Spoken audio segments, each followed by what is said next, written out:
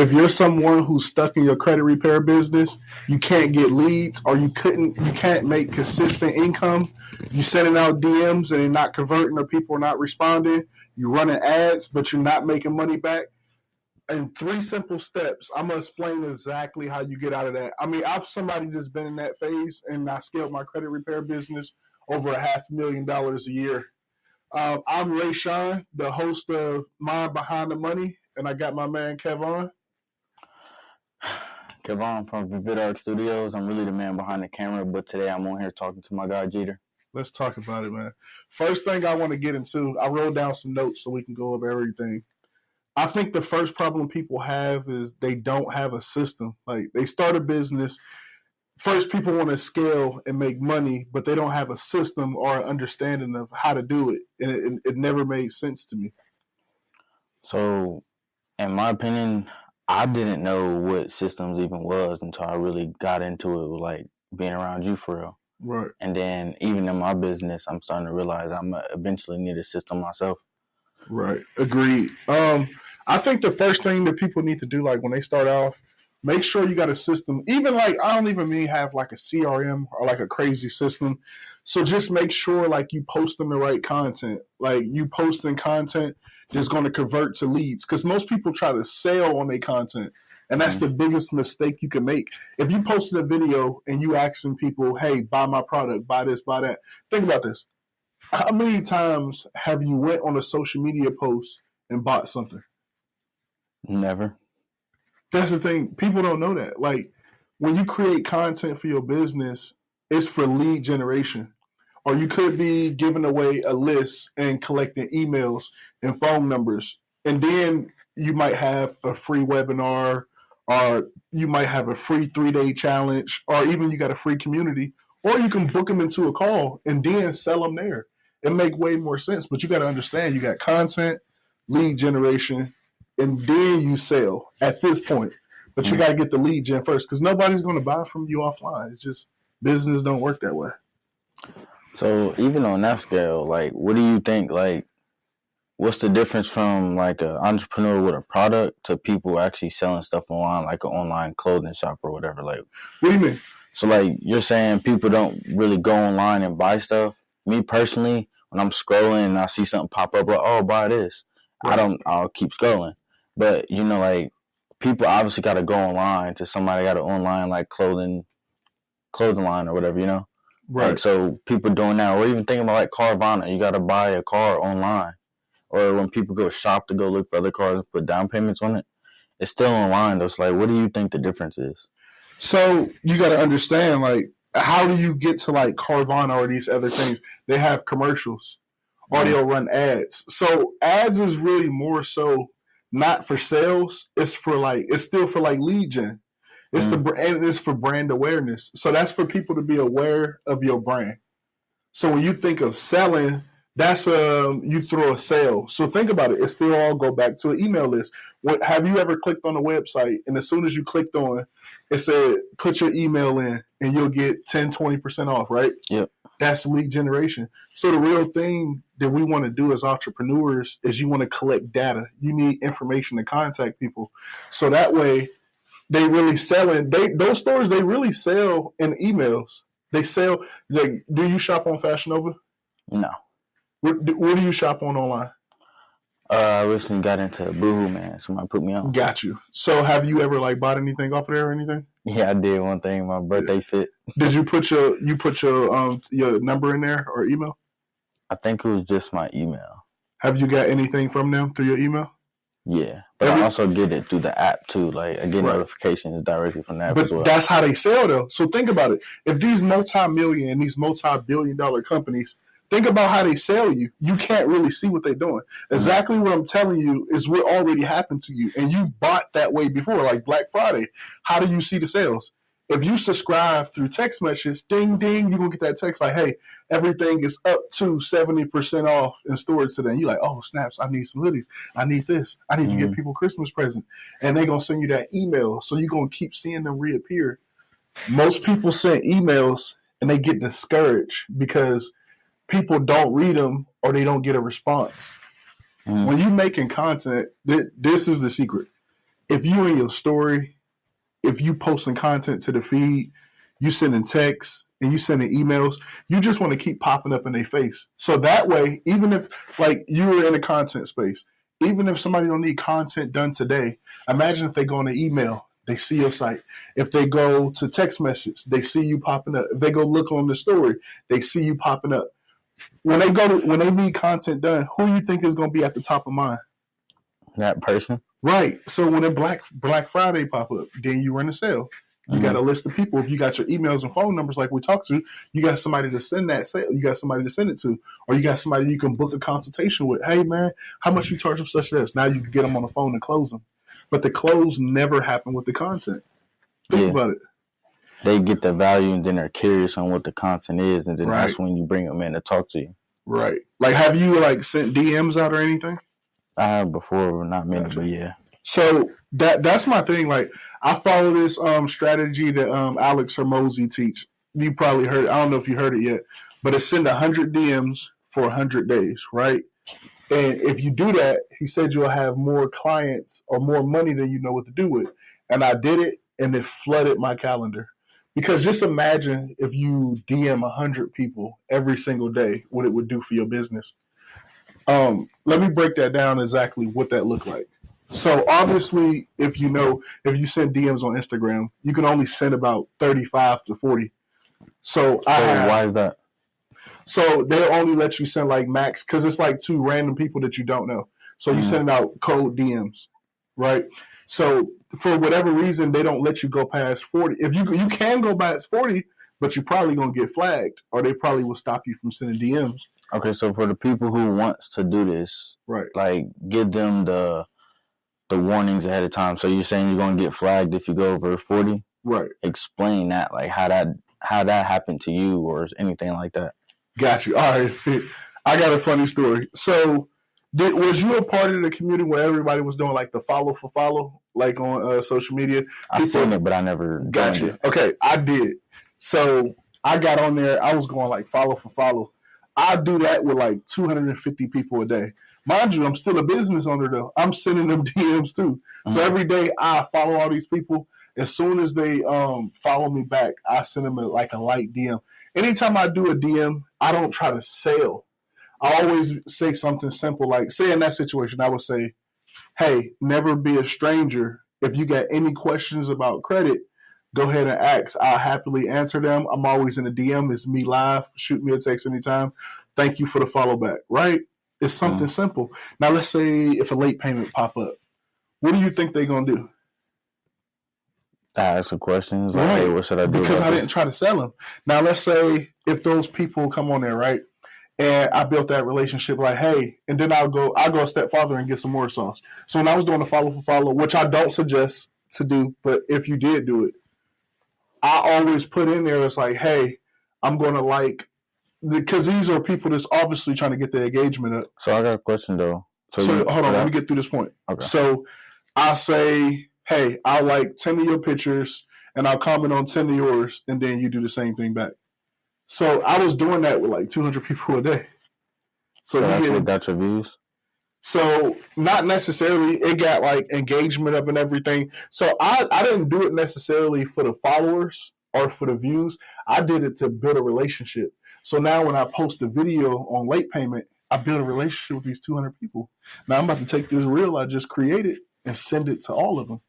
They already know. And I'm not trying to sell them. I'm just trying to educate them. Like, hey, if you was looking for some educational late payments, I made this video. Check it out and tell me what you think. Easy, That's simple, right. That's so smart. Easy, simple conversation. And get back to the thing with Alex Hormozi. This is how I went about it. So I made a conversational DM script. Most people, they'll just send a DM, right? That's sending a DM with no plan. So I got a conversation. So I will find a video that went viral in credit repair, right?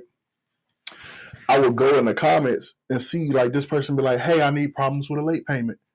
I would go in the DM and find people who look real, because there's a lot of bots and stuff. People pay. Excuse me. It's a lot of people to pay for that. So I will go look at the actual profile, make sure it's you want to make sure it at least got like 15 to 20 pictures posted, Obviously, you don't want it to be following 10 people. Yeah. It'd be following 10,000 people and it only got 2 followers. Mm-hmm. That's probably going to be a fake page. So I would find like 100 real ones. Of course, 35 on each page is what I like to do. Mm-hmm. And I got like 3 pages. So I would send a DM and say, I would like whatever they said about late payments or whatever that looked like. And then in the DM, I was like, hey, I seen that you had a problem with your credit. And if you was looking for any answers or education or even a free consultation, let me know. So I would send them that. And they would be like, oh, yeah, I'm struggling with such and such. How long have you been doing that? Blah, blah, blah. Get into a conversation. Hey, are you looking to get like a house, a car? Is there anything you're trying to do with your credit? You're trying to get funding? And then all through this conversation, it's like I'm pre-qualifying them. But it's a simple conversation. And I would do that 100 times a day. And let's say at worst, if I get 10 people to respond out of 100 every day, do the math. That's 70 people that I get to contact per week. And that's free. That didn't cost me any money. That's the easiest way to bring in leads. Yeah, that's a smart way to market yourself. So, yeah, and that's the thing. It's like when you get into business, like anytime I hear people, even I'll give you a story because I don't want to make it about everybody else. I'll tell you something I was doing wrong. So I couldn't get the 10K. I was stuck. I didn't understand. So this is when I was just getting into my first mentorship for credit repair. And I was like, dude was like, he was making he was making about $1 million a month in credit repair. And I'm like, I can't even get to 10,000. That's impossible. So I was like, dude, how are you doing these numbers? He was like, what's your system look like? What you got going on? I said, what you mean? He said, what's your email list look like? I was like, I ain't got no email list. So he was like, my email list got 170,000 people on it. And so just it go back to what I just told you, how I learned this. I learned it in that mentorship. So he said every time you have a sale, say if you got a Black Friday special, if you're doing credit at $500 a pop, he got 170,000 people to send that to. And me wondering, why, oh, my business is so great. I got it figured out. I can't get to 10,000. I don't have a list. I didn't collect data. I'm not sending out texts. I'm not calling people. I'm not sending the DMs. I'm not posting the right content to attract people. Right? So I changed that. So everything in my content was for lead magnets. I would send people DMs. I'm necessarily just trying to collect phone numbers and emails or get them into a free community. I'll give you another play. So anytime, and I got this, shout out to my guy, Adrian. I got this from Adrian. So he was like, hey, if you got like an old, like Boca, like an old list built up, he was like, this is what you do with it. Take that list and send them out a mass text and let them know, like, hey, I'll be on Zoom in an hour. If you have any questions, I answer any question. So I'll go in, instead of for doing these one-on-one calls, say if I got, 10, let's be honest. Let's say I got 5 people to show up.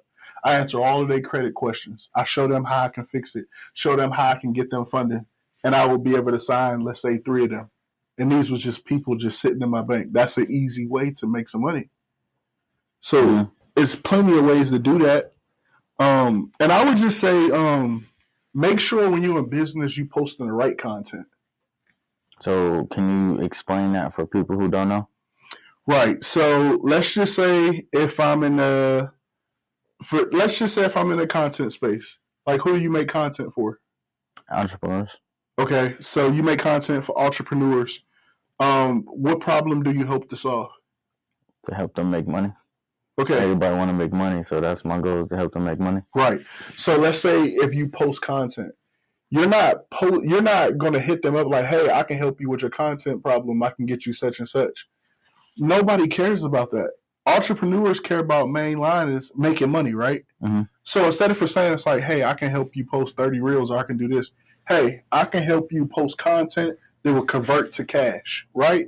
Hey, I would take your content to a cash cow. My last client made $20,000 a month with us just doing content. You sit down one time a month, and I give you 30 days worth of content. And you just set them down, podcast setting, clip it up, and just shoot videos out every day. It's just 1 hour straight of shooting, but you can clip it up. You got Opus Clip. You got a lot of different things where AI will edit it for you. So I would say something. So does that make sense? Yeah. So my thing is with that is like, a lot of people were scared to get into AI Right. Do you have like a way or like a specific one that you want to bring out to people, like to let people know of? Okay, so first let me say this before I even get into that. If you scared of AI and you're not going to utilize AI, you're going to get left behind by somebody who is going to use it. It's kind of like the same thing as the people who scared to take a chance on themselves.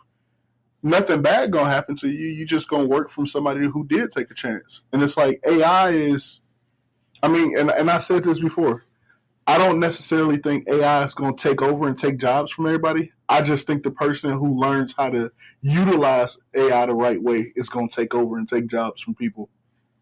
Yeah. So you kind of got to be the puppet master when it comes to AI. Because AI can't critically think like we can. Yeah. It can't do natural things. It's just give you data. It can give you information. Now, to address your question, when you say what AI app should people use, do you mean for like content? You mean for marketing, sales? Like, what do you? Well, let's just say we want people entrepreneurs. What do you think is good for entrepreneurs? Not like no regular person like ChatGPT, which people in business can use ChatGPT, but like, what is something more advanced for entrepreneurs that you think that they should use AI wise? My favorite AI that I use is Claude. Claude AI is the best one, just because like if you're looking to like create content, and it's like $20 a month. So if you looking to make content, or if you looking to like make scripts, or you looking for like ideas to get stuff to convert, I would say use Claude because it is the best one when it comes to like speaking like a human. Now, if you want to spend more money, the best one to use, and people go viral and make money off of it every day, it's called Poppy AI. You can take somebody else's YouTube video, multiple videos, you can put an SOP in there, and you can have it create your whole script from top to bottom. And what is it called again? Poppy AI. It's like spelled out like POPPY type thing? Right. Or? Okay. Yeah, so I would say utilize those things. Claude, I use Claude pretty much for like everything about business to break it down. But if I'm looking for like content and I really want to like dive deep into something, I would say Poppy AI. Okay. But always make sure you put your own story in there. So if you don't have like let's say if you posting content, I would say if you don't have results and you just getting into business, you be your first result. You be your first testimonial. So it's like my personal story is, and this is a real story. I started off with a 500 credit score. I had a rental car company. I kept spending all of my money on cars. I'm spending $10,000 here, $20,000 here, and I kept running out of cash. Long story short, I learned that you can run out of cash, but you can't run out of credit. As long as you take care of it and you pay it back, don't get no late payments, you can't run out of credit. So I like built my company around my story, and it resonated with my ideal clients. One more tip I'm gonna give you. When you get into business and you're trying to solve a problem, let's just say like me teaching, the reason why it's easy for me to teach and resonate with people, because I talked to myself from 5 years ago. And I get into those same problems, like me helping build other people credit repair business up to get them to that 6-figure range. I know how to do it because I did it over and over again in my sleep. And I know all the problems they going through because I went through those problems. I went through those failures. I was stuck at 5K, 2K, inconsistent months going up and down, thinking I spent $6,000 on ads and barely got $1,000 back off of it. But I didn't understand ads. I didn't understand this for brand awareness because I was trying to use my content and ads to make money. I was transactional. Yeah. I didn't understand the client journey, but that's something that I learned later. So my question is, with the ads and stuff, I know when you scroll and you sponsoring and this and that, that's all you see. What's like the annoying part about that you try to avoid in content wise? What do you mean? Because like I see sponsors all the time when I'm scrolling. I'd be like, bro, like every 2 things I see a sponsor. That's annoying, right? But what is the thing that you do to capture people? Like, oh no, come here. We need you to watch this video type of thing. I need you to know who I am. Okay, so understand this. Excuse me. So understand this. If I run an ad, right, and you're getting tired of it, you're probably not interested in it. It's probably not for you. So if you're tired of my ad, you're probably not the person I'm talking to anyways. So I wouldn't be bothered by that. So, because let's say if I'm running an ad every day, let's say I'm pumping $100 a day into this ad and it's targeting 10 to 15,000 people, you think that I'm going to look like, oh my God, this one person is getting tired of seeing my ad. Let me take this down. No, you ain't going to think like that. It's always going to be a business like that. Just like in life, there's a lot of people that love you. There's probably a few people that don't like you. You should not live or feel a certain way because of this one person. So I would say that right there shouldn't be a problem. Okay. And anytime you run ads, understand when you make new content and you run ads, it's to attract people that's never seen you before. This ad pain, because you got to understand when you running ads, you're attacking pain points.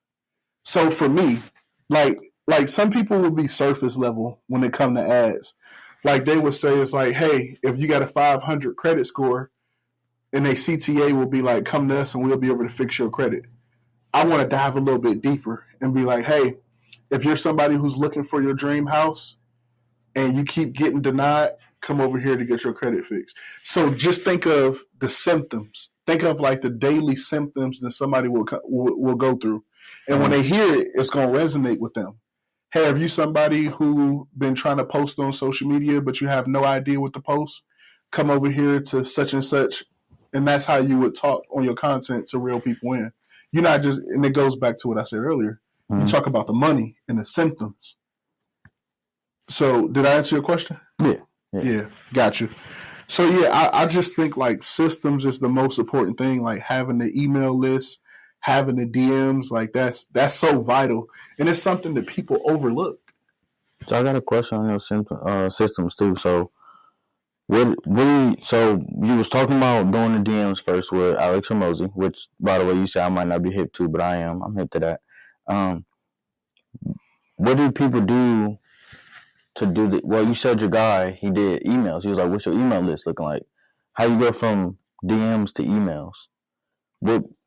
How was you making those systems for emails to do? Like, is there like a software that you were using or anything? Got you. So yes, so I like Go High Level. Go High Level is like $99 a month, and I think is a good software because I can have all of my clients' data in there. I know how much to charge. I can put like my Stripe account. You know what Stripe is? Mm-hmm. Yeah, so that's the payment processor. I can put that in there and just have the money automatically come out once I collect the client's credit card information. You can do marketing from there. You can connect all of your CRMs. It sounds like I'm doing an ad for them. But in all seriousness, sponsorship commercial. Right. I ain't make no money. Not sponsoring this video. But definitely, I would say Go High Level. But in the beginning, it's so many like Salesforce. It's so many different CRMs that people can start off with. But Go High Level is the one that I choose. So what's like all on Go High Level for people to like be interested in using it as starting off as a business? Everything that you need to do. Like you can connect your Google My Business. Like if somebody leave you a review, you can see it. Anything that happened on your Google My Business, you can see it. You can see like your DMs, everything. DMs? Yeah. So like on Instagram DMs type of thing? Everything. You can connect all of your social medias to it. Oh, okay. And you'll be able to like communicate from there. Or you can have, say if you got an assistant or if you got a salesperson, they'll be able to communicate. You can even make calls on there, record calls, whatever it is you need to do in business. Go High Level, in my opinion, is the most powerful CRM. So what about like websites and funnels and stuff that I hear like a lot of entrepreneurs is going to need? Can you do that on there? Yes, you can actually like create them. They got templates, like plug and play templates. You buy the domain and put it on there. But I want to say this since you brought this up. I don't want nobody to get into business and think like, hey, I got to make sure my LLC structure right. I got to make sure my name's good. I got to make sure that I have the right website. I will always say, just start. Just go for it. Everything's not going to be perfect. I mean, even when you're scaling in your business and you're doing well, like my business break all the time. Like if my business is structured for 500 customers a month and I just scale and go to 2,500, obviously something in my business is going to break. because my system ain't made for 2,500 customers a month. Hmm. So that's part of it. Understand that that's the part of it. When you start off, you won't have everything figured out. Don't try to be perfect because perfect is what? I told you this before. Let me see if you remember it. The mother of procrastination. Yes. Perfection. Perfection is always going to be the mother of procrastination. So I would just say go. Just like, let's just say this podcast. How many episodes did we shoot and mess up before we figured it out? Man, like I said, like 6. Let's say 10. We what? 30 minutes late? Why are we 30 minutes late today? Because we was having trouble with the. Well, I ain't gonna point fingers. Messing up the mics. The microphones wasn't even plugged in. So it's like, but that's the thing though. That's entrepreneurship. Like I watched so many other podcasters. They making millions of dollars in podcasting, and it was like, hey, my first one, I forgot to record, or I forgot to put the SD card in there, and I didn't get the video. That's entrepreneurship though. Like that shouldn't break you or stress you out. Tribulations. If you're in business, there's always going to be a headache at your desk. That's how business works. It's never going to be smooth selling.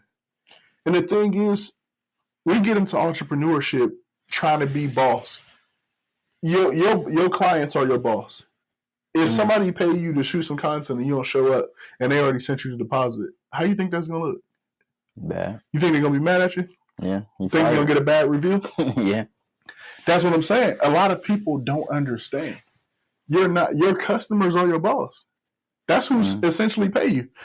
So when you leave your job, you leave one boss just to have 100 bosses over here. Yeah. And that's something people don't talk about, and I think that's crazy.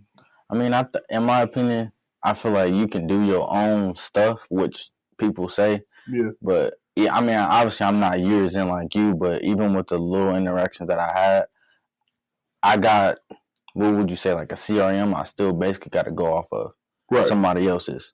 Right. So like they want this to be this way, or they want that to be that way.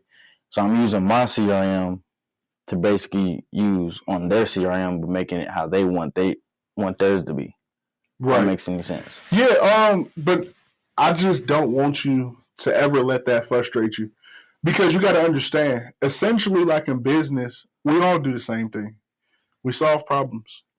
An amount of money, and I'm always trying to give a nugget away, the amount of money you make is going to be for either the volume you bring in or the level of the problem that you can solve. Like, let's say if you want to make $10,000 and you got a $2 offer, it's probably going to be really hard for you to do that. Which you $2K, like you want to make $10K, you got a $2 offer, you need to sell 5,000 people. That's mass value. Now, let's say if you got a $10K offer, and let's say you present it to 1,000 people, you don't need to sell one, and you got it. So the bigger the problem, the more the reward. So when you building a business and you scaling, think about that, and never try to sell out of your pocket. Bro, I get this all the time. Like a lot of my students and people I try to coach, they always feel guilty for their price. But you know what that is? Yeah, I think pretty much you paying for the years of your experience, basically. Yes, and I wasn't going to go in that angle, but I will touch on that since you said it. If I can solve a problem, like people would look at it as like, let's just say like credit. It'd take most companies, 12 months to fix a problem or to remove something from their credit. If I can fix that same problem in 1 or 2 months or 3 months, I shouldn't get less money for being better at my job. You actually should pay me more because it's speed. Yeah, so I tell people, I sell results and I sell speed. People pay me for speed, so I ain't got to justify my price. Like, let's say if I'm dealing with somebody who's looking to get in their first house and they got 4 months to get it done. Most companies, it's going to take them a year to get it done. If I can get it done in 3 months, I can charge more because this person got the sense of urgency. And another thing that I realized too with that is that people do that, like in credit. I heard that there's like a thing where the company will pay their debt and then go back like that, basically. What you mean? Like I heard that other credit repairers will So say if I owe $10,000 on the card, you would Okay. pay my $10,000. Like they pay you, but you're paying that $10,000, and there's some other. Oh, are you talking about like debt consolidation? Yeah. So yeah, that's not credit repair. Like credit repair is like sending in letters and getting things removed off their credit. So it essentially don't cost the credit repair company anything to get that done. What you talking about is debt consolidation. Excuse me. Where they'll have an agreement with the person and the client will make payments to get it removed. Yeah. So like, there's people that I've like talked to, and they asking those questions. That's why I'm getting that information. That's right. So that's not credit repair. They're probably like promoting it as that, but that's debt consolidation. It's a totally different process. So obviously you will refer to credit repair. Yeah, you know what? I actually think credit repair is a scam. So think about it in a sense. If you're just doing typical credit repair and you send in 609 letters, essentially, to be honest, you can go online and find a 609 letter. You can just ask ChatGPT to print up a letter and they can print it up. And the problem is the eOscar system is made to respond to the things you say, right? And when it's communicating with ChatGPT, the problem is the legal jargon in there that is not gonna know how to communicate with the eOscar system. So I hope I'm not talking over your head. So what I do is I use consumer law codes to show the violations of the things that's on people's credit report. So first off, I'm gonna send a complaint to the CFPB. Who's the CFPB? That's the Consumer Financial Protection Bureau. And they give companies 14 days to respond, or they automatically remove the negative information. What I'm going to do next, I'm going to send that same thing to the BBB, which is the Better Business Bureau. They force companies to comply with consumer law codes. And now I'm about to send a letter, send a copy of that to TransUnion, Equifax, Experian. And then I'm going to send a certified letter to the original creditor. So our process, that's part of the reason. I just gave the whole sauce up, but that's part of the reason why we get better results than most companies, because we use pretty much every method. We hit them from every way, and we know something gonna stick if we keep doing it. So can you explain the process of that? Like, if they're responding to you back, like, what is that to you? So obviously it's like you will have like, okay, now let's say I got 14 days. So let's say I got a 45-day money back guarantee if you don't see results. What does that look like? I send that first letter. They get 14 days to respond, or they automatically got to remove it. Let's say they respond and they say something that I don't like. I got a round 2, 3, 4, 5, 6 letter. So I can get off 3 rounds in 45 days. Can you explain what you mean by 3 rounds? 3 rounds of letters of complaints. Okay. So if I send that original letter out and they respond, is they going to send a stall letter sometimes? I would say maybe 20% of the time they send a stall letter. So when they send that stall letter, I have a round 2 to already, like, because we do volumes. We do hundreds of clients a month. So I have a round 2 letter that with the legal jargon in round 1, I got already a round 2 to respond to it. I got a round 3, 4, 5, and 6. So every 14 days, I'm sending out another response. There's no way I'm going to send 3, 4 letters out and not get the response that I want. So that's why we so bold to say we do a 45-day money-back guarantee. Because most credit repair companies, they just send them to the original creditor. They get 30 to 45 days to respond. So they send 1 letter. We get to send 4, 3 or 4, depending on how fast they respond to us. So that's why you're faster. Like, exactly. We do more volumes. We just give ourselves more opportunities. That's pretty smart, to be honest, because even doing with the 1, I feel like they can deny you. Right. Like, if I'm Capital One or something like that with a credit card, like that, I'm pretty sure they can be like, hey, he actually came in this bank and da-da-da. But, that 1, they're probably not responding to that no more. Exactly. With that 1 letter. Right. I'm going to get into the next thing. The next thing I want to go over is pricing. Most people do not understand how to price their services. Like, most people would look at the market, and there's a lot of credit repair companies out there just charging $99 a month. But the thing is, if they charging you $99 a month, guess what? They probably just sending 609 letters. Do you think, okay, let's say if they charging you a monthly fee and they're not promising no outcome, how urgent do you think they're going to be to clean stuff off your credit? Not that much. No. Right. So when I tell people, it's like, if you need something, if you got a year or two and you're just looking to get your credit done, go to them by all means.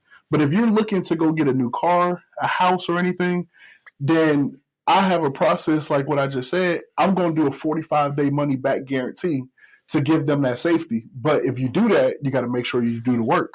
You got to make sure your dispute process is great.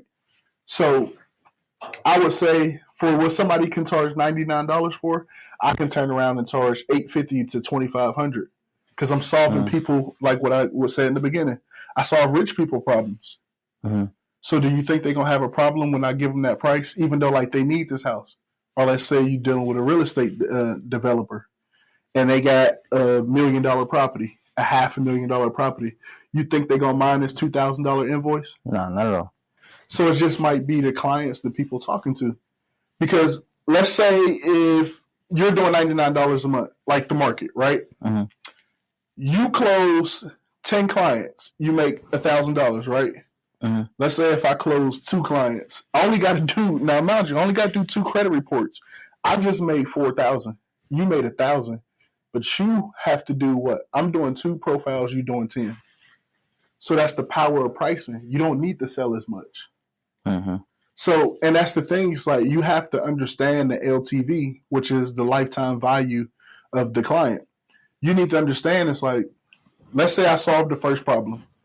Your credit is messed up, right? Let's say it's a business owner. I'm going to walk you through like a client journey. If I solve your first problem and I fix your credit, let's say you came in 520, right? I got your credit all the way up to 760. Now, if you're a business owner, I fix your credit. What you think you're going to need next? I don't know. You're going to need to structure your LLC the right way. Oh, yeah. I got somebody on my team to do that. That's another 500, right? Okay. So when you got this all structured right and it's ready for funding, what you need next? You need funding, right? So now I'm charging you 7 to 10% to go get you funded. If I get you funded for $100K, I just made 10,000 to 7,000. So first I did your credit. I made anywhere from $850 to $2,500. Next, I structured your business. I just made another $500. Next phase, I just made 7,000 to who knows, depending on how much you get approved for it. So that's how I understand the lifetime value of my clients, based off how many clients I do.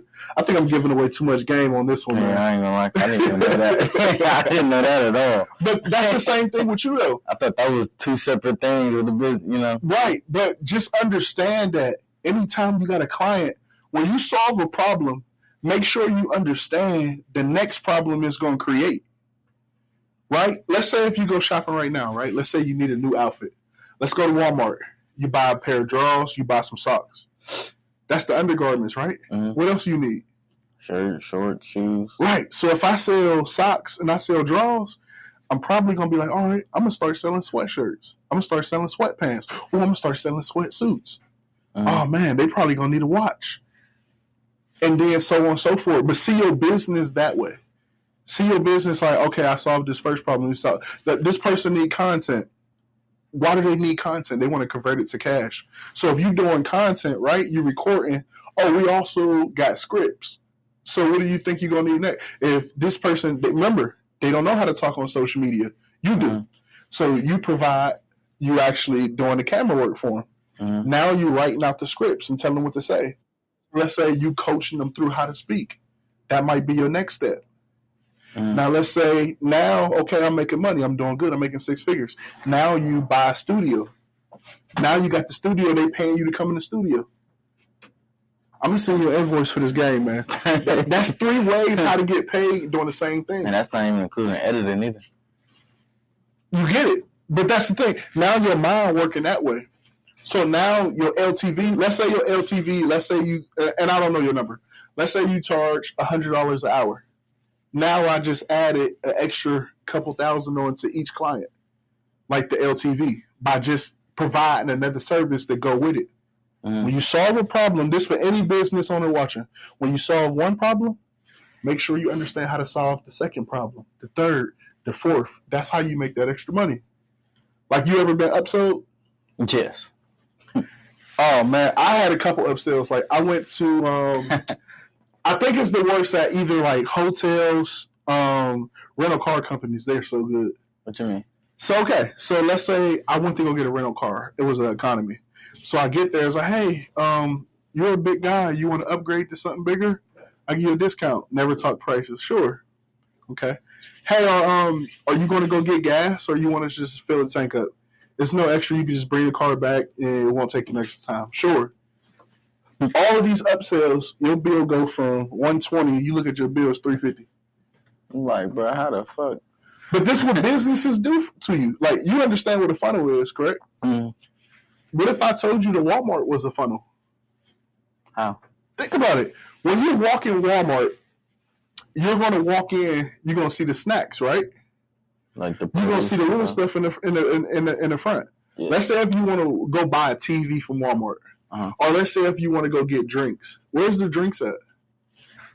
In the back of the store. If you want liquor, it's in the back of the store. The TV. You know how much stuff you got to walk through before until you get to the TV? Is that not a funnel? It's upsells all over there. Yeah. And they so smart, they figured out how to not even be there to upsell. Same thing like with a funnel. If you buy this book, what they do? Oh, if you get this book, if you get the removing inquiries book, oh, you're probably going to need the late payment book now. Now you're probably going to need the trade line book. Boom, boom, boom, boom.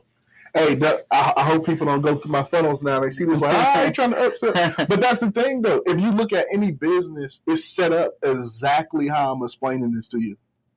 Like, that's the thing. Say if you on a diet, right? You discipline. You made it through the whole store. You shopped. You got everything you needed. You didn't get no snacks, okay? When you get to the counter, what do you see at the front?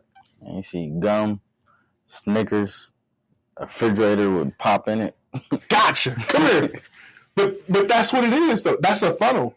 That's how they get you, because once you make it to the register, you got that woosah moment. Woo, I made it. Now you look up, say you wait in the line, you might have been waiting 20 minutes. Man, don't let it be the holidays. Right. Don't let it be the holidays. You've been in line for probably about an hour staring at that Snicker.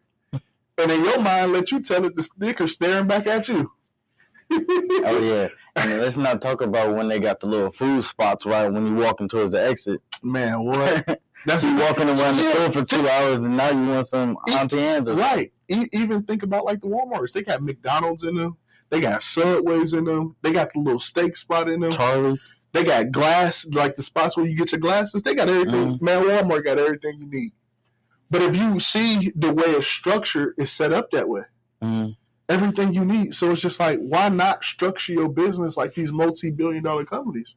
But you can do it in something as cheap as a funnel. You can go on high level. You go high level, you can make it yourself. You made your own website, or you made funnels before. How simple was it to figure it out?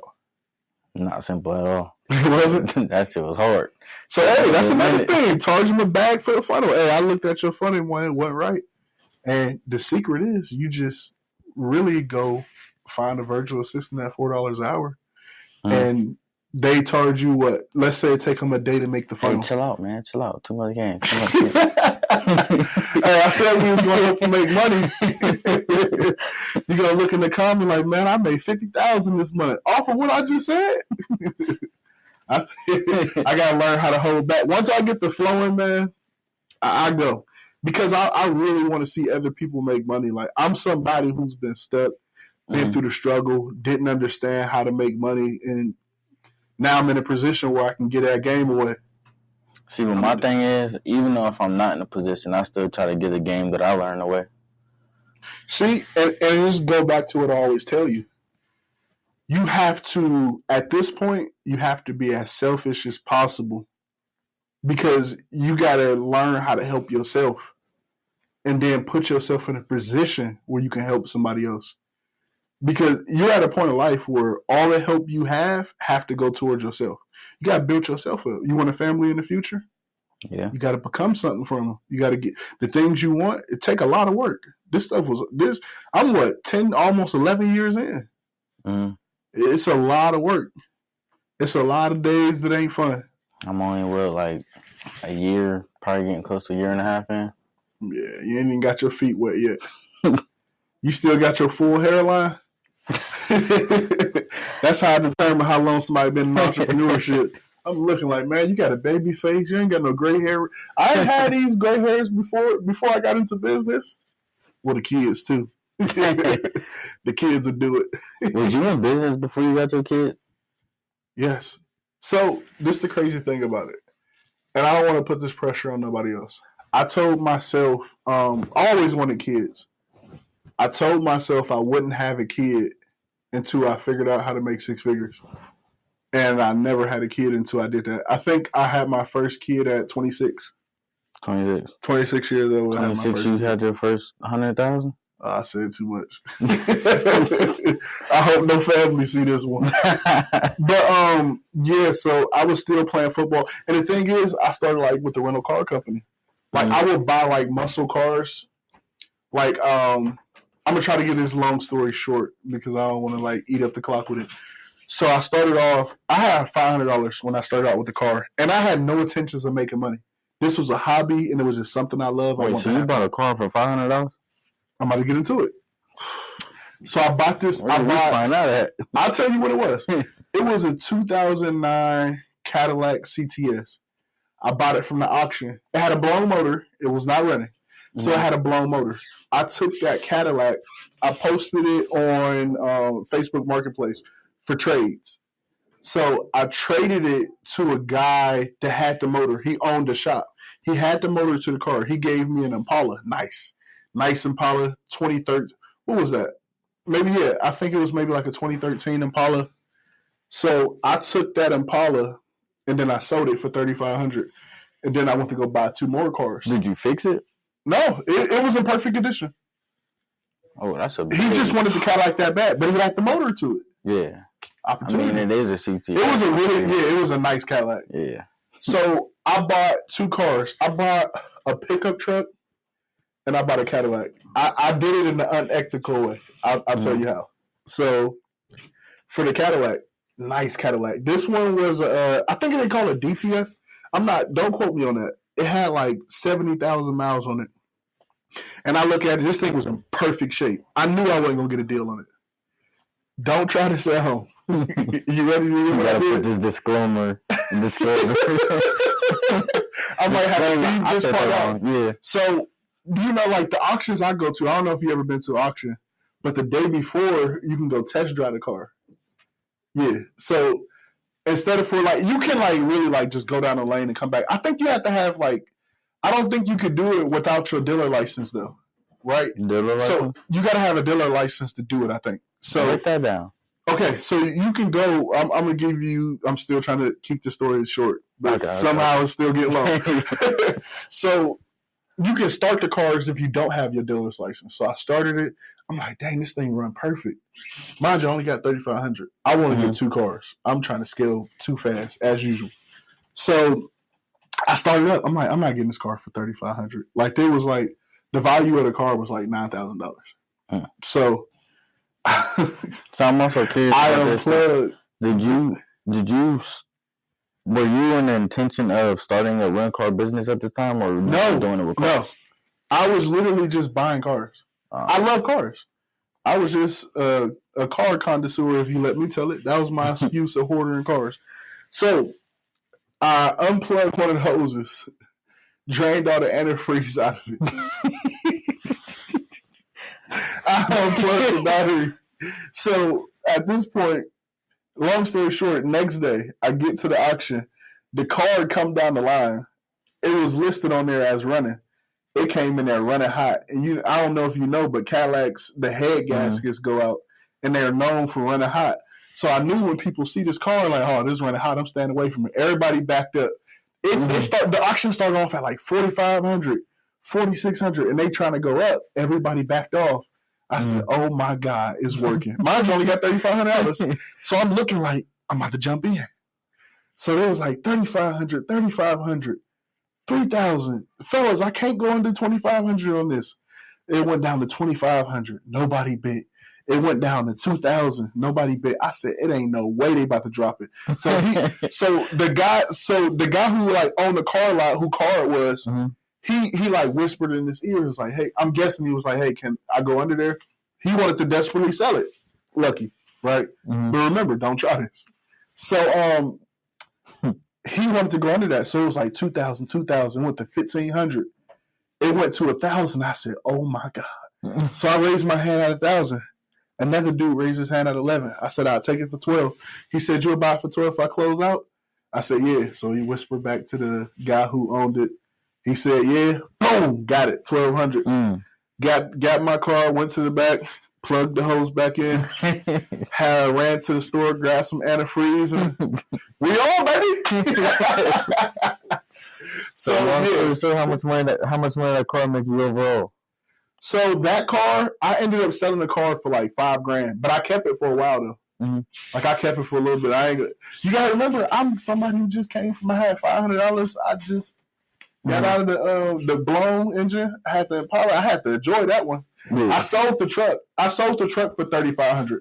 So mind you, the car is free now because I only had $3,500. I sold the truck for $3,500. Mm. So this car, I kept it for a minute. Then I sold it for $5,000. So I was $5,000 in the positive off those two cars. That's crazy. I did the same process all the way up to like muscle cars, and just scaled my way up from there. So you telling me you was unplugging muscle cars as well? No. Hey, I did not unplug. So look, my strategy changed. So what I did, I had enough money now, so I started going on like Coparts. They sell wreck cars. So I was buying salvage title cars. Like I started getting like the Challengers and the Chargers. And then I would buy them messed up. I would order all the parts and I'd go in the backyard and fix them. I mean, I didn't have no mechanical skills, so I couldn't do motors. But I can take off fenders and bumpers, grab a handle, beat doors out, plug in airbags, take dashboards out and put them in, seats. I was doing that type of stuff. And I scaled my way up. Was you doing that before, or was that just something you just learned off the bat? Like, just, man, I'm going to just do this. I want it done. Like, how was that for you? My dad ain't going to like hearing this, but my stepdaddy, YouTube University. I'm telling you, man. Like, stepdaddy. YouTube University. That's my dad, man. I learned so much stuff off of YouTube. You got to understand, when I got into the rental car business, this is why I tell people that don't try to be perfect, because business don't work like that. You kind of going to figure it out as you go. You're going to fall on your head anyways. You're going to get your teeth kicked in business. So that's why I always tell people, do you know that I was doing that for 2 years. People was like, you got your LLC? I was like, in reality, I never said it out loud, but I'm like, what the heck is that? I didn't know what an LLC was for the first 2 years of business. I didn't even know I was doing business. I was buying cars, because the thing, look, once I built it up. So when you told me about the LLC, that was your first time knowing what the LLC was? Well, no, I didn't know you at this point. Oh, okay. No, I was in my 20s. I'm 35. But yeah, because 26 is like once I was like successful at it. So I was doing it for a while before I figured it out. I ain't just wake up and just start making money. It was a process. But yeah, like I kind of got off topic. I ain't even want to go there. But yeah, so it's like I would say like pricing, just understanding like how much money do you got to sell something for to be profitable, and make sure when you start off, don't be scared to charge a premium price. That just means you got to learn more and give a premium service. But the last step, very important, do not let this go over your head or miss it. You got to sell it to a premium person. Like, because we all know it's like, that's the thing, like, people think when they sell something, oh, I know I can go sell this to Joe. I know I can go sell this to this person. So when it comes to, like, most people, and I'm going to answer this question because I know people are struggling with this. So when you're making content, and I tell people, like, post your results. Like, I always say I sell results. And people are like, I don't have results. So, like, in the credit space, fix your own credit. Post that. And build your company, like your mission statement and your story around you fixing your own credit. Post that result. Now, if you want to go into the result part, you pretty much find some people around you. Mom, uncle, dad, family members, girlfriend, cousin. Fix their credit for free. And then have them give you a testimonial and show that and market that. Because that's how I started out in credit repair. Before I had clients, I was literally just fixing people credit around me. I posted the results, and I got new clients based off that. Mm-hmm. I want to give some game that Adrian gave me. One more. So once I started posting them, and I ran out of the people around me to fix their credit. That's why I dried up in credit. What that be? I didn't know you. I didn't know you at that point. No, credit. Yeah, when I got started. So once I ran out of the people who no, I'm talking about once I fixed everybody credit and then I started marketing it. I started running out of people that I knew that needed it fixed to pay me. So once I ran out of those sources, I got to be a business owner now. I actually got to market. I actually got to call people. This was my problem was so simple. I wasn't putting 10% back into my business, as far as marketing. I didn't run ads. That's the thing. Your business is a machine. You're supposed to be able to put $1 in and get $10 out. That looks like ads sometimes for lead generation. That looked like hiring a marketer to send emails or somebody like a cold caller to hop on the phone and make calls. It could be signs, yard signs off the freeway. It could be anything. But what was your point? You said something Adrian taught you?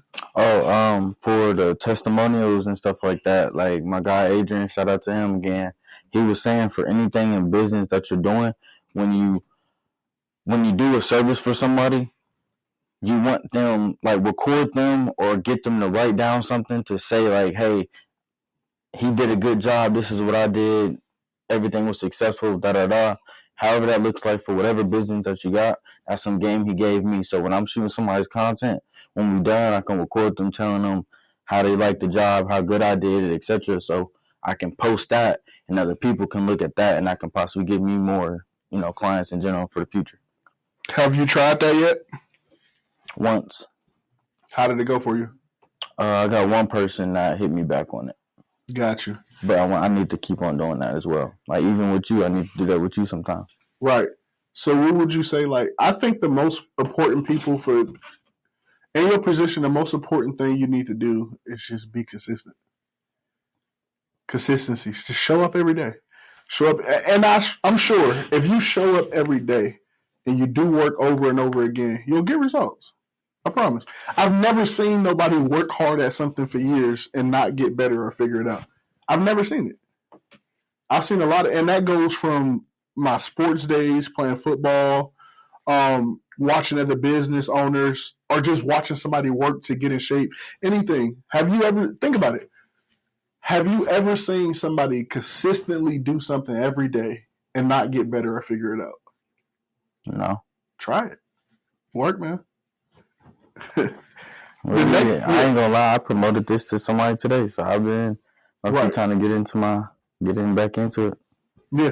So the next thing I want to get into is why businesses fail. Why do you think businesses fail?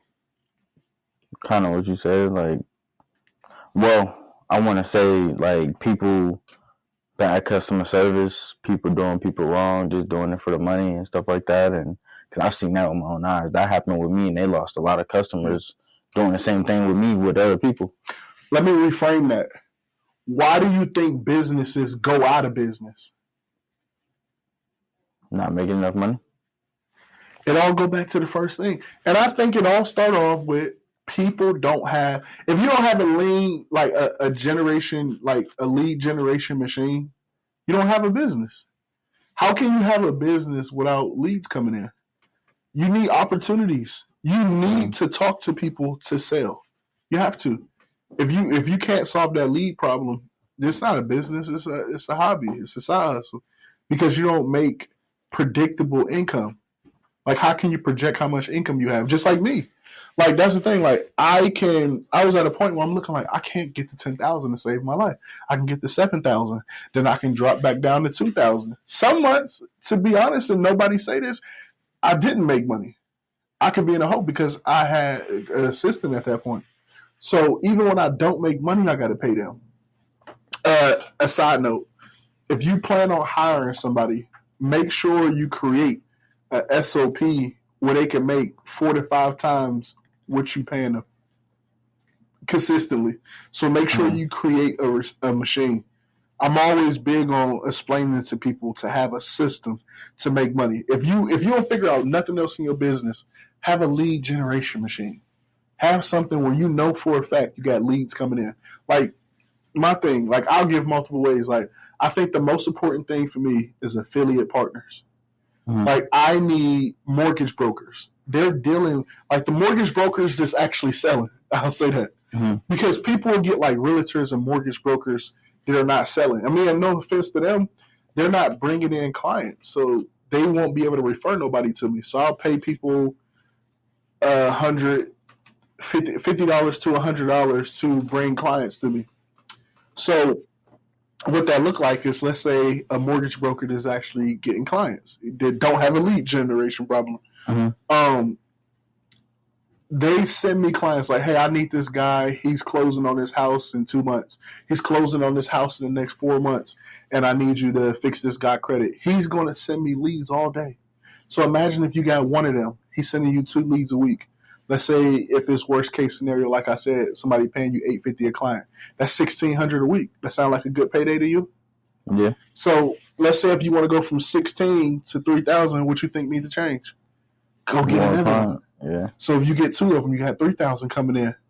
You get 3 of them, you get it? So on and so forth. So the key is you want to get like salesmen. These the best ones is like the dealership salesman. You get them and you paying them $100 per paying client. Let me say that. Let me make that clear. Mm-hmm. I pay out per paying client, not somebody that just come in that's not serious and they don't pay. Once somebody pay me, then I pay the referral bonus, right?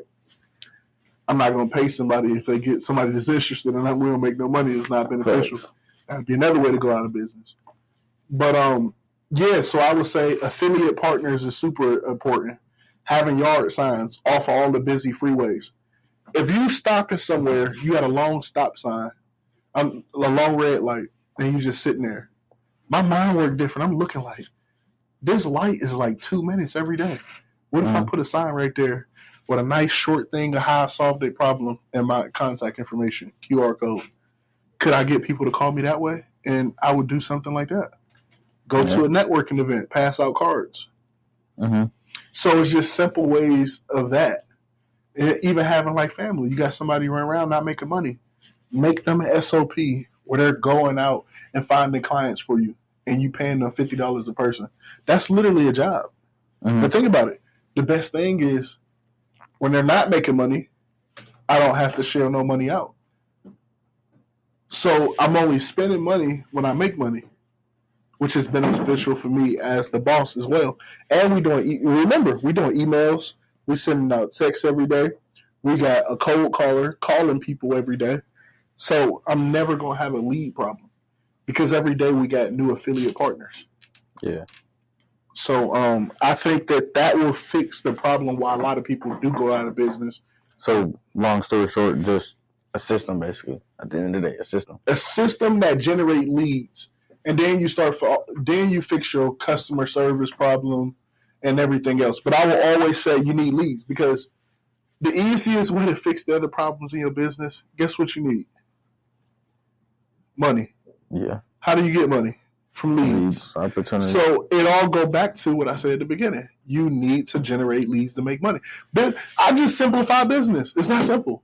If you can generate leads, you can make money. So if you can generate leads, that's the thing about it. I'm sure that if you get 100 leads, you can close somebody. So the thing is just volume. Get leads. Find a source where you can get leads. Uh-huh. It's the easiest way to stay in business. So, when you first started, what did you do? When I first started, I kind of had a little direction when I first started, and I understood because you got to think. Even when I got into credit repair, I'll just give a brief story. I'm gonna make this shorter than the first one. So the way I got into credit, I didn't intend to. I had my rental car company. I was watching somebody on the internet. He had way more cars than me, and he started up after me. He scaled way faster. I'm looking like I'm spending all of my money on cars. If I got $30,000 in the bank, because you gotta remember when I'm renting out cars, I still got the money coming in. when I'm renting out cars. So if I had like 30,000, I would spend like 25,000, 28,000 on new cars. So I can't run it. I had to run out of all of my money to get new cars. But I knew on the first or whatever that looked like, the money was coming back. So I seen dude was like, yeah, I finance all my cars. I don't pay no cash. I'm looking like, what? What are you talking about? So went over to the dealership, right? I'm like, oh, this Challenger dope. I'm about to finance it. Mind you, I don't know about credit. I know cash. I know how to make money. Excuse me. So go to the dealership, test drive the Challenger. I want this one. Do all the paperwork, try to get it, get denied. What's going on? Your credit score. Dang. Go to another one. I find a cheaper one, thinking that I can finesse the system and figure out how to get the next car. They tell me, like, hey, you can get this car, but I would have damn near had to put down 70% of the money. And the interest was almost as high as the car. Mm. So after that, I talked to my buddy. He was like, bro, just fix your credit. You'll be good. So in my head, I'm like, I pay somebody to fix my credit. I'm just about to go right back next month. In my head, that's how I thought, because I don't understand credit. Paid the first company to fix my credit. Nothing happened. Second company. Then I found somebody on Instagram, paid him. Mind you, we like a year in from the last time I got denied. Nothing happened. So at that point, I'm just like, man, I'm about to fix my own credit. DY guy. I'm going to do it myself. So I bought some credit repair letters off this one guy that was supposed to be really good, Delavante. He is really good. So I started sending those letters. Long story short, 3-4 months in, I actually fixed it.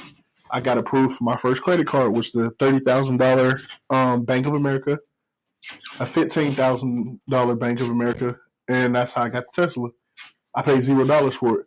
For whatever reason, I don't know if anybody else did this or they just finessed me. It's $500 to make a Tesla account. Not for the car to down payment. If you want to make a Tesla account, it costs $500. So I used the business credit card, swiped What's a Tesla account? a Tesla account. Yeah. It's like I don't know. It's like to get the Tesla app, like how I like start my car and everything, control it from the app. Mm-hmm. It was $500 to get that. That's So crazy. swipe the business credit card, put it on Toro. Hey, that's the upscale you was talking about. Right. So yeah, I put it on Toro. A couple weeks later, got my money right back, and then I started running that play. Mm-hmm. And then at that point, I'm looking like, dang, this is powerful. So I just started looking into it like, dang, what if I start doing people's credit? Because I knew other people that had the same problem. So I'm like looking into it like, it ain't really take me that long. I can learn this.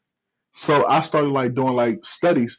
If I get into a business, I don't know if anybody else do this, but I'm always looking at the market, how much money, like what the market look like. Can I actually make money doing this? I say this got me. It says 79% of people got inaccurate or bad credit. I said, what? In my mind, this is what I heard. If I walk past 10 people, 8 people need my services. I got an 80% I got an 80% chance if I talk to somebody that they need their credit done. What you think I did? Hey mama, send me your credit report. Hey baby, send me your credit report. Send me your credit report. Boom, boom. Knocked out about 8 of them. Start posting them. And I did it strategically. I post one, say some stuff. This is where I started. So I bought some templates to post off of Fiverr for like $5. I post like 3 of those, then I post the credit result. Post 3 of those, and then I post the credit result. People's like, oh yeah, I didn't know you fixed credit. Da, da, da, da. So first few people, I did it for like $350. I think I did like my first like 20 people for $350. Started removing their stuff. I'm like, oh, I need $500, and I just started like running it up from there, and that's how I got into the credit repair space. That's literally exactly what I did. I mean, that's bars at the bars. But yeah, that's how I got into that space. But I think the main thing that people need to focus on at the beginning is make money, because you can utilize the money to hire people to fix the problems. Or I would say the most important thing, any business you get into, and this is anybody, hire a coach, hire a mentor if you get into business, because you don't know what you don't know. Like me personally, I understand you get one chance at life. So I'm about speed. What if I want to make $1 million? Why not pay somebody who made $10 million in my space Do you understand how fast he can get me to $1 million? When I learned that play, I'm looking like I'm about to put all my money into mentorship. So now I went to putting all my money in the cars to paying for courses, what I started out with. Now I understand how to do this faster. It speeds you up. Just think about if you stressed out with a problem like you. When you have a problem, what do I tell you to do? Look it up. Go to ChatGPT. Oh yeah. But that's your first mentor. Before you can afford it, you're gonna listen to podcasts like this, and you're gonna go to ChatGPT. But once you get to a point where you can hire a coach, just hire somebody who's already been there. If you're struggling with getting to 10K, hire somebody who's at 100K. He can show you how to get to 10K in his sleep. So I think that you should not be in business without a coach or a mentor. You that's definitely the most vital thing you have to do. I ain't gonna lie, I've seen that a lot. Like between you and I can't really put out a bunch of names, but you and a couple other people I've heard say the same exact stuff about mentors. Nah, but yeah, that's the most important thing. Excuse me. And then the next thing I learned, this right here, like you remember, like when I was downtown every day, I was working 16-hour days, 14 hours. I worked day and night. I try to have fun while I'm working because I didn't know what I'm doing to stop working. So got into a mastermind. Somebody explained to me and broke down the 10-80-10 rule. You know what that is? I heard it, but I don't really feel like I understand it. Okay, so this is the 10-80-10 rule. Let's say me, I got a credit repair business. You need salesperson, all business do. Marketer, let's say disputer, right? This is how that looked for me. On Sunday, that's the 10% is planning and strategizing. So I'm looking at it as like, okay, I need them to get this many disputes out. I need them to make this many calls, and I need them, the marketer, to reach out to this many people. So I'm writing all of that down in the SOP to show them, and Claude, excuse me, can assist you with this as well. So I'm going to be like, hey, I need all of this output. I'm writing down everything I need from my team because at this point, I know what I need to do to generate the money I need to generate. So I write down all of this, put it into Claude. It creates a SOP for everybody throughout the week. And then I give it to them. You can put it in a system like Notion. And then you can actually see, once they check it off, everything they're doing every day. So that's the 10%. The 80% is me giving it to my team. Instead of me hopping on all of these meetings, why don't I just get on Loom or Zoom and record myself explaining it to them, or record myself actually doing the work and give them the video? And they got the SOP. So now, Monday through Friday, they probably not going to bother me as much. Now I can come down here and do content. I can worry about other stuff because you got manager time, which is what I do on Sunday when I plan the business. Then you got maker time. That's you looking over your business, actually creating new revenues, how to do stuff, and creativity, which is what a CEO should actually be doing. So the last 80% is them executing. You don't execute, your team do. And then the last 10% is you approving everything that they do. Hey, how does this look, boss? Boom. Once they build up trust, you'll be fine. You can trust them to go out and do it. But at that point, now my team can go out and execute and do that. So that 10-80-10 rule saved me so much time throughout the week so I can actually get on here and teach. I ain't gonna lie. You just spit 3 clips in like 2 minutes. You just spit 3 clips out. Yeah, because I think people need that. Like, that's the things. Like, I wish it was a video of somebody breaking down everything you need to do. Like, when you stuck in your credit repair business, what do I do here? Why am I here? Why am I struggling with that? People is not giving away this type of game. And, mind you, and I understand why, because it costs me tens of thousands of dollars to be able to come back and teach this to people. But it's something I always wanted to do. But to go back to what I said earlier, I worked my ass off to put myself in a position. Now I got time to come back and help people. So that's why I'm doing the free masterclass where I'm actually training people to get them to 6 figures. If they don't understand it, they can get those coaching calls every week so I can actually break down and explain everything they need to be able to move forward and get to those $10,000, $20,000, $40,000, $50,000 months whatever that looked like for them in this business. Is that free? You said it's free, right? Yeah, free masterclass where I'm break down the whole thing. I was going to say, why don't you promote that and tell the people to join that? Yeah, that's the promotion. Come if you serious. If you're not, write this down and implement this game if you ain't ready. But yeah, so I would definitely say that I hope people take this information in and they go and put the work in and get the type of results they're looking for. I think that's a good idea. Yep. I'm going to close it out on that, man. I hope y'all got the game, the information, and I hope I delivered. And I want you to comment what you learned from this at the bottom. And this is the Mind Behind the Money podcast. We want to bring on other entrepreneurs that's super successful, and they're going to be able to teach you information. And I want you to go out there and execute. Make sure you like, comment, subscribe. The more time I can spend on these channels, the more money I can make you help make. See you in the next one.